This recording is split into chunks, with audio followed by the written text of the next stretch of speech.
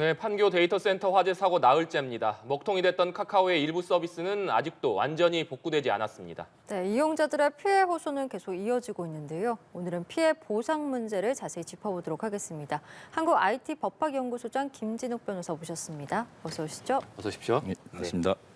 네, 아직까지도 좀 카카오의 모든 서비스가 좀 정상화되지는 않는 모습입니다. 이용자들이 이 불편을 계속해서 겪고 있는 모습인데 그런데 사용자가 가장 많은 카카오톡 같은 경우에 무료 서비스이기 때문에 좀 손해배상이 어렵다 이런 얘기들이 나오던데 실제로 좀 그런가요? 아무래도 현재 진행되고 있는 판례상 판결이라든지 이런 것들을 기초로 했을 때는 네. 이용자들이 입은 피해를 빠른 시간 내에 보상받기는 현실적으로 좀 어려운 부분이 있는 것이 사실이지만 그래도 본인이 입은 재산상 정신적 손해를 입증만 할 수 있다면 얼마든지 배상을 받을 수 있다라고 말씀드릴 수 있겠습니다. 네. 일각에서 카카오톡이 무료 앱이긴 하지만 광고 보기처럼 유료 서비스의 특징도 있기 때문에 일부 손해배상 책임을 그래도 발생할 수 있지 않냐라는 주장도 제기가 되고 있습니다. 이거는 좀 현실 가능성이 있다고 보십니까? 우리가 카카오톡이라든지 네이버 같은 플랫폼 사업자들이 이용자들로부터 별도의 금원을 받지는 않고 있지만 이용자 정보 자체가 그들 기업에게는 재산적 가치가 있는 재화나 또는 정보로 볼 수 있기 때문에 이게 단순히 무상 서비스라고 간주하기에는 좀 어렵지 않나라고 봅니다. 네. 앞서서도 재산상 정신적 손해가 좀 입증이 된다라면 보상을 청구할 수 있다 이렇게 말씀해 주셨는데 그런데 실질적으로 이용자들이 이 부분을 좀 입증하기는 쉽지 않을 것 같은데 도움이 되는 말씀을 주신다면 어떻게 있을까요?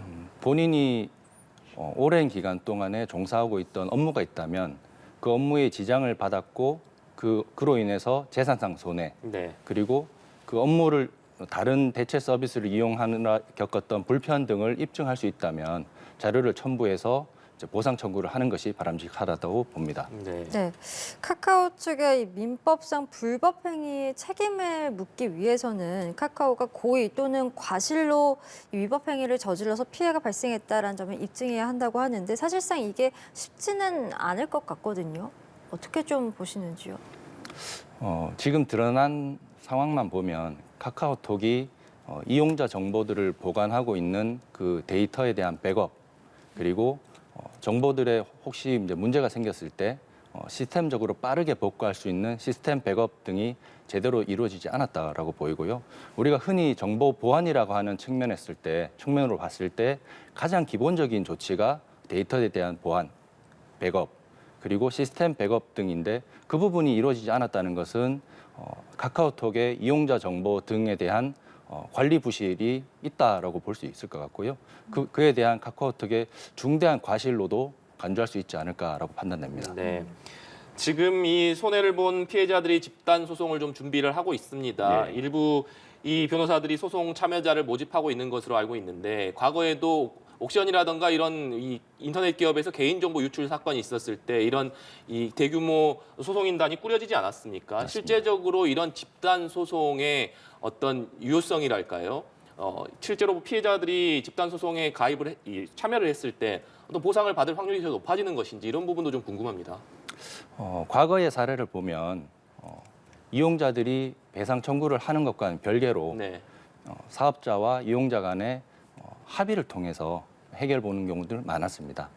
이때 이용자가 수가 적을 경우에는 사업자 측이 받는 어떤 부담은 적을 네. 거고 이용자 수가 많아질수록 그러니까 보상 청구하는 인원수가 많아질수록 사업자 입장에서는 여론을 의식하지 않을 수 없고 그렇게 되면 합의의 어떤 여력은 올라가지 않을까라고 보고 있고요.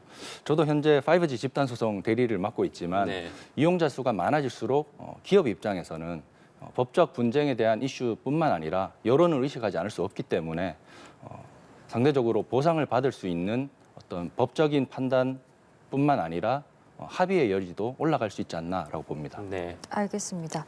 피해 사례별로 조금씩 구체적으로 보겠습니다. 먼저 이번 사태로 인해서 가장 큰 피해를 본 것 중 하나인 택시업계 지금 성명을 내고 이제 대응에 나서겠다라고 밝혔는데 지금 카카오 택시와 대리기사 약관을 보면 서비스 중단에 중대한 과실이 없는 경우 카카오에 배상 책임을 두지 않는다라는 조항이 있더라고요. 근데 이 조항이 택시 기사들에게 좀 불리한 게 아니냐라는 이야기들이 부분들이 있는 것 같습니다. 네, 우리 약관규제법상 보면 고객에게 손해배상 청구권을 제한하거나 또는 부당하게 어떤 과실 인정을 제한하는 그런 규정이 있을 경우에는 고객에게 일방적으로 불리한 조항으로 봐서 공정성을 잃었다라고 보고 있습니다. 그 경우는 법에 따라서 무효로도 볼 수 있고요. 그래서 택시기사라든지 대리기사들 같은 경우에 유료로 카카오톡 서비스를 이용하고 있음에도 불구하고 이 약관 조항 때문에 본인들의 배상 청구권이 제한된다든지 청구액이 제한된다면 이 약관 조항의 불공정성을 주장을 해서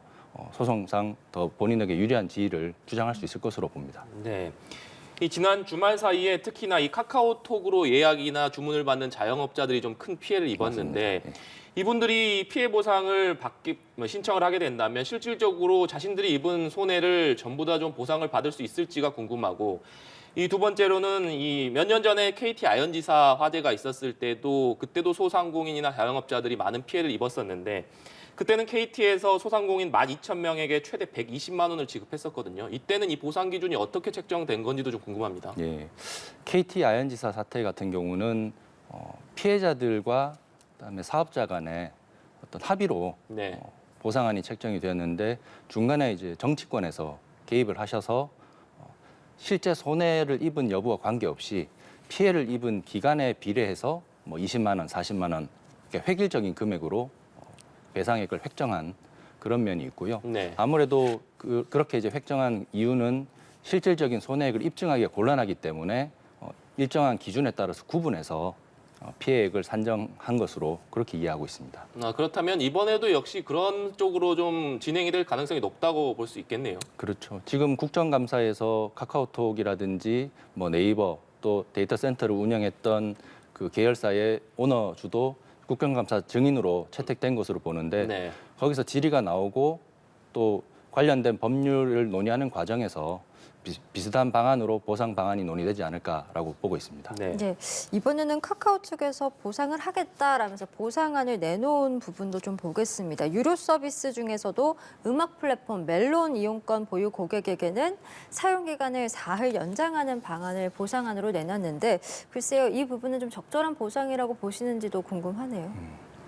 일단 이용자들이 입은 어떤 금전적인 피해와는 전혀 좀 동떨어진 보상안이라고 생각이 되고요. 카카오 측이 제시하는 보상안을 넘어서서 더 큰 피해를 입은 피해자분들 같은 경우는 본인들이 입은 손해를 입증할 만한 자료를 첨부하셔서 법적인 어떤 권리 구제에 나서는 것이 필요하지 않나라고 판단됩니다. 네. 카카오가 이번 주 안에 이 피해 보상 접수를 좀 받겠다 이렇게 밝혔는데 일단은 서비스가 복구된 이후에 보상의 범위와 규모를 좀 결정하겠다는 입장입니다. 그렇기 때문에 보상이 결정된다라고 해도 실제적으로 보상을 받기까지는 좀 많은 시간이 소요될 것 같은데 좀 어떻습니까? 이렇게 자발적인 카카오 측의 보상뿐만 아니라 법적인 분쟁 자체가 보통 1년에서 2년 정도는 기본적으로 소요되기 때문에 네. 피해를 입은 분들이 현실적으로 당장 피해 배상을 받기는 쉽지 않을 것으로 보고요. 장기간에 소요되는 문제 때문에 피해자들 같은 경우는 선뜻 보상안을 이제 받아들인다든지 네. 또는 소송에 나가기가 꺼려지는 그런 상황들이 되풀이될 것으로 보입니다. 네, 이번 사태를 이제 불러일으킨 이 화재, 먹통 사태를 두고 화재가 난 건물을 운영하는 SK CNC와 지금 또 카카오톡 측이 또 다른 또 이야기를 하면서 책임 공방이 또 벌어지고 있는 상황입니다. 벌써부터 두 회사가 이렇게 입장차를 보이는 이유가 좀 있을 것 같은데요. 그 배경 어떻게 보고 계십니까? 카카오톡이 본인들의 이용자들에게 피해를 배상하게 되면 그 배상한 금액을 근거로 해서 데이터 센터를 운영한 SK CNC 측에 구상 청구를 할 것으로 보입니다. 네. 그럼 구상 청구를 하게 되면 처음에 피해에 대한 어떤 초동 대응을 누가 잘했는지 또 손해를 확대된 부분에 대해서 얼마나 SK CNC 측이 책임을 지는지에 따라서 구상 청구 그리고 구상 청구에 있어서 과실 산정 비율을 이제 논의를 한다든지 이런 부분에 있어서 차이를 둘 수 있기 때문에 SK CNC와 카카오톡 측 간에는 서로 간의 초동 대응을 잘했는지 못했는지에 대해서 좀 갑론을박을 벌일 것으로 그렇게 보입니다. 네, 결국에는 이 책임이 누구에게 더 있느냐 여부에 따라서 이 보상에 적지 않은 영향을 미칠 것이기 때문에 두 회사 간의 법정 공방까지도 좀 배제할 수 없을 것 같은데 어떻게 보고 계십니까? 두 회사 간에는 이 데이터 센터 내에 서버를 이용하는 문제와 관련해서는 약관 또는 계약을 두고 있을 것으로 보이고요. 네. 거기에 책임 한도, 그러니까 구상 청구의 한도를 정해놨을 겁니다. 이용자들에게 얼마의 피해를 배상해 줄지는 모르겠지만 그 구상 한도를 넘어서는 피해에 대해서는 카카오톡이 자체적으로 부담을 해야 될 것이고 자연스럽게 카카오톡 입장에서는 그 피해 금액을 조금이라도 보전받기 위해서는 구상 청구 금액을 늘릴 것으로 그렇게 예상되기 때문에 네. 두 회사 간의 공방이 벌어지는 것으로 이해하시면 되겠습니다. 네, SK CNC가 판교 데이터 센터 사고 시에 입주사에 보상하는 여러 가지 보험에 가입한 것으로 파악이 됐고 말씀해주신 것처럼 그 한도가 지금 70억 원이다라고 알려지고 있는데 그러면 이게 결국에는 카카오의 직접적인 피해만 보상하는 범위 정도이니까 이용자들은 따로 어떻게 이걸 보상을 받아야 하는가 좀 구체적으로 좀 알려주시면 좋을 것 같습니다.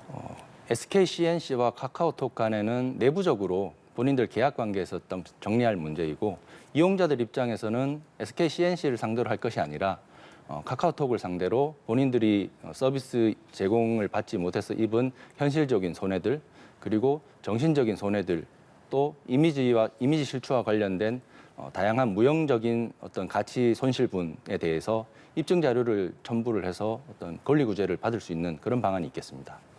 네, 계속해서 이제 손해를 배상받기 위해서는 이 관련된 좀 입증 자료들을 첨부해서 이 청구를 해야 된다라고 말씀해 주셨는데 네. 저희 시청자분들께서 구체적으로 좀 어떻게 준비를 해야 되는지에 대해서도 좀 궁금하실 것 같아요. 그 부분을 좀 구체적으로 말씀을 해주신다면요. 예를 들면은 평균적으로 본인들이 벌어들였던 소득이 있을 텐데 네. 영업소득이 있을 텐데 그 기간 동안에 벌어들인 소득과 지금 통신 장애가 발생함으로써 벌어들였던 소득 간의 그 차액이 우선 금전적인 손해가 될 것이고 네. 그리고 이용자들이 예약 등을 위해서 카카오톡을 통해서 이제 접속을 하려고 했지만 실패를 했을 때 그러면 그 이용자들은 원래 사용했던 그 영업점이 아닌 다른 곳으로 이용함으로써 빠져나가는 고객들이 있을 거고요. 네. 그런 이제 영업적인 관련된 유무형의 손실들에 대한 자료들을 첨부를 하시면 재산상 그리고 정신적 손해는 어느 정도 입증이 가능하지 않을까 판단됩니다. 네. 그리고 또 이렇게 직접적인 피해 이외에도 사실상 카카오톡이 마비되면서 많은 국민들이 여러 불편을 겪지 않았겠습니까? 맞습니다. 그게 단순히 금전적으로 환산되지 않는 시간상이라던가 여러 가지의 좀 피해가 있었는데 이런 부분들에 대해서는 보상은 사실상 어려운 것인지 이런 것도 좀 궁금합니다. 입증이 쉽지 않은 문제인 것 같고요. 이제 민사소송 같은 경우는 본인이 주장하는 것에 대한 뒷받침할 수 있는 증거가 중요한데 단순히 어떤 시간이 많이 걸렸다든지 또는 생활상의 불편을 겪었다고 한다면 구체적인 어떤 증거 자료가 확보되지 않는 이상은 배상이 쉽지 않을 것으로 보입니다. 네. 네, 이번 사태를 계기로 국회에선 주요 온라인 서비스 그리고 데이터 센터를 국가 재난관리 체계에 포함하는 방송통신발전 기본법 개정안을 발의했습니다. 네. 이게 2년 전에 폐기됐던 건데 다시 발의가 됐거든요. 이 개정안으로 이번 먹통 사태와 같은 카카오 대란을 좀 막을 수 있을 것인가 어떻게 좀 전망을 하십니까? 이번 카카오톡 사태는 지금 방송통신발전기본법상의 어떤 재난관리기본계획에 플랫폼 사업자를 포함시키는 것과는 별개로 플랫폼 사업자뿐만 아니라 어떤 온라인 서비스를 제공하는 사업자들이 지켜야 되는 가장 기본적인 보안 수칙 의무를 이행하지 않은 것으로 보이고요. 이 부분에 대해서는 법이 아무리 훌륭하게 정비되어 있다고 하더라도 사업자 측에서 기본적인 수칙조차 제대로 이행하고 있지 않다면 얼마든지 재발할 수 있는 문제라고 생각됩니다. 알겠습니다. 저희 오늘 말씀은 여기까지 듣도록 하겠습니다. 지금까지 한국 IT 법학연구소장 김진욱 변호사와 함께했습니다. 오늘 말씀 고맙습니다. 고맙습니다.